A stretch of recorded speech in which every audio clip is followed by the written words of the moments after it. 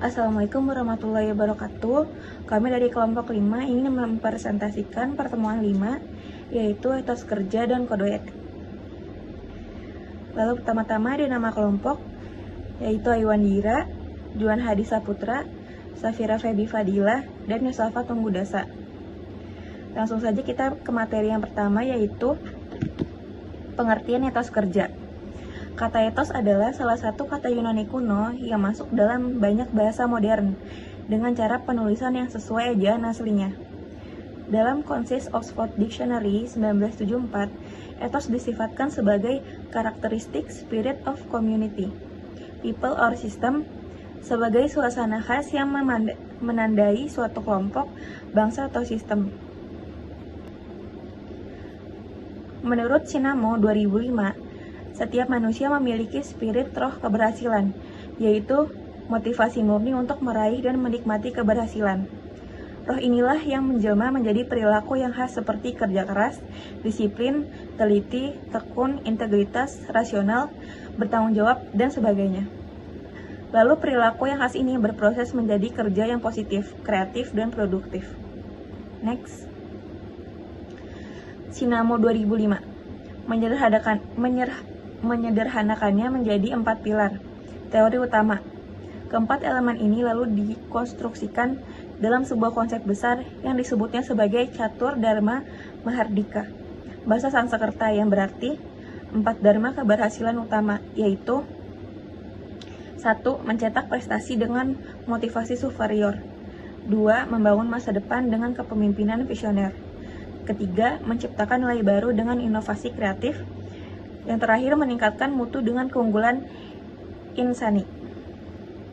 Next, aspek etos kerja.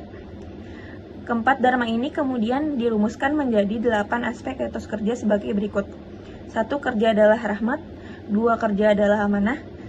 Ketiga, kerja adalah panggilan. Keempat, kerja adalah aktualisasi. Kelima, kerja adalah ibadah. Keenam, kerja adalah seni. Ketujuh, kerja adalah kehormatan. Dan yang terakhir, kerja adalah pelayanan. Selanjutnya akan dibacakan oleh Safira. Selanjutnya ada Kusnan 2004 yang menyimpulkan pemahaman bahwa etos kerja mencerminkan suatu sikap yang memiliki dua alternatif, yaitu positif dan negatif. Suatu individu atau kelompok masyarakat dapat dikatakan memiliki etos kerja yang tinggi apabila menunjukkan tanda-tanda sebagai berikut. Yang pertama ada mempunyai penilaian yang sangat positif terhadap hasil kerja manusia. Yang kedua, menempatkan pandangan tentang kerja sebagai suatu hal yang amat luhur bagi ekstensi manusia. Yang ketiga, ada kerja yang dirasakan sebagai aktivitas yang bermakna bagi kehidupan manusia. Yang keempat, ada kerja dihayati sebagai suatu proses yang membutuhkan ketekunan dan sekaligus sarana yang penting dalam mewujudkan cita-cita. Yang kelima, ada kerja dilakukan sebagai bentuk ibadah. Selanjutnya, bagi individu atau kelompok masyarakat yang memiliki etos kerja yang rendah, maka akan ditunjukkan ciri-ciri sebaliknya. Menurut Kusnan 2004 yaitu 1. Kerja dirasakan sebagai suatu hal yang membebani diri. Yang kedua, kurang dan bahkan tidak menghargai hasil kerja manusia. Yang ketiga, ada kerja dipandang sebagai suatu penghambat dalam memperoleh kesenangan. Yang keempat, kerja dilakukan sebagai bentuk keterpaksaan. Yang kelima, ada kerja dihayati hanya sebagai bentuk rutinitas hidup. Selanjutnya, dari berbagai aspek yang telah disebutkan di atas, dapat disimpulkan bahwa seseorang yang memiliki etos kerja tinggi akan terus berusaha untuk memperbaiki dirinya sehingga nilai pekerjaannya bukan hanya bersifat produktif, materialistik, tapi juga melibatkan kepuasan spiritualitas dan emosional. Ada juga faktor-faktor yang mempengaruhi etos kerja, yaitu 1. Agama, sosial politik, kondisi lingkungan, geografis, pendidikan, dan motivasi intrinsik individu. Selanjutnya akan dibacakan oleh Kayoshi.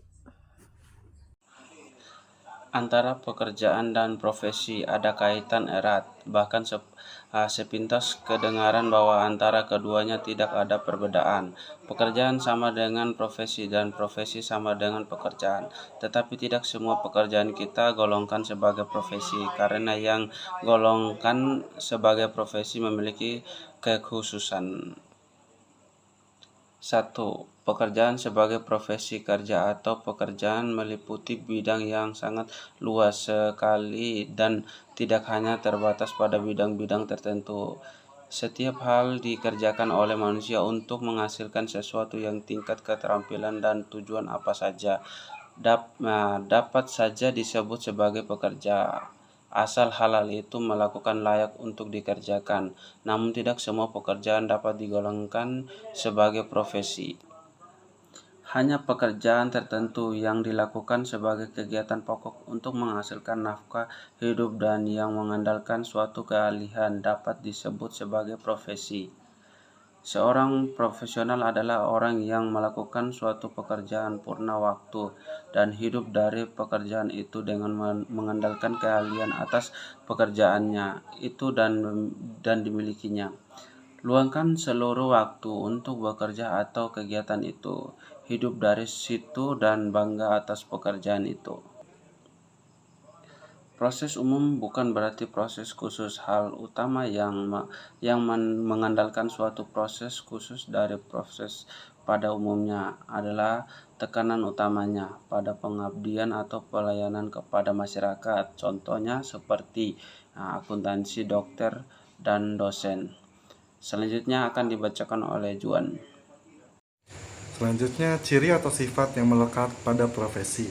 Yang pertama, adanya pengetahuan khusus setiap profesi. Apapun profesi itu selalu mengandalkan adanya suatu pengetahuan, keterampilan, atau keahlian khusus yang sangat diperlukan untuk menjalankan tugas-tugas profesional dengan baik. Yang kedua, adanya kaidah standar moral yang tinggi.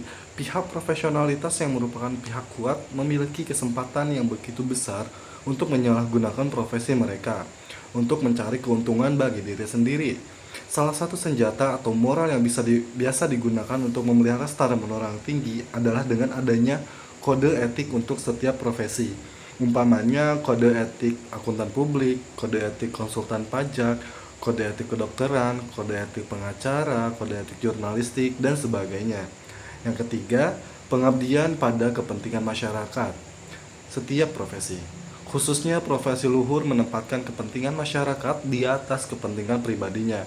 Ini adalah sebuah panggilan yang ditujukan pada kehendak mereka untuk mau mengabdikan diri bagi kepentingan masyarakat. Yang keempat, memerlukan izin khusus. Untuk suatu profesi luhur, biasanya diperlukan suatu izin khusus untuk bisa menjalankannya. Ini terkait dengan kenyataan yang jelas bahwa profesi yang mereka jalankan menyangkut kepentingan masyarakat, seperti keselamatan, keamanan, kelangsungan hidup, martabat kemanusiaan, dan sebagainya. Lalu pembahasan selanjutnya yaitu kode etik profesi. Pertama, pengertiannya. Kode etik dapat dimengerti sebagai tingkah laku moral suatu kelompok dalam masyarakat yang dirumuskan secara tertulis dan diharapkan akan dipegang teguh oleh seluruh anggota suatu kelompok. Yang kedua, manfaat kode etik adalah suatu moral community atau masyarakat moral yang memiliki cita-cita dan nilai-nilai bersama. Kelompok profesi disatukan oleh latar belakang pendidikan yang sama, dan dengan demikian memiliki keahlian eksklusif yang tertutup bagi orang lain. Kode etik berfungsi sebagai penyeimbang atas sisi negatif tersebut, menjadi semacam kompas penunjuk arah moral dan sekaligus penjamin mutu moral profesi itu di mata masyarakat. Lalu yang ketiga, hubungan kode etik dengan etika dalam kaitan dengan etika.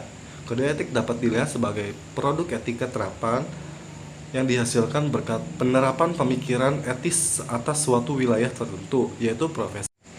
Kode etik merupakan perwujudan konkret dari pemikiran atau prinsip etis yang relevan dalam suatu profesi. Yang keempat, agar kode etik dapat berfungsi dengan baik, hendaknya dibuat dapat berfungsi dengan baik, maka beberapa hal penting perlu diperhatikan. Yang pertama, kode etik itu harus dibuat oleh kelompok profesi itu sendiri. Yang kedua, kode etik harus menjadi hasil self-regulation atau pengaturan diri dari profesi.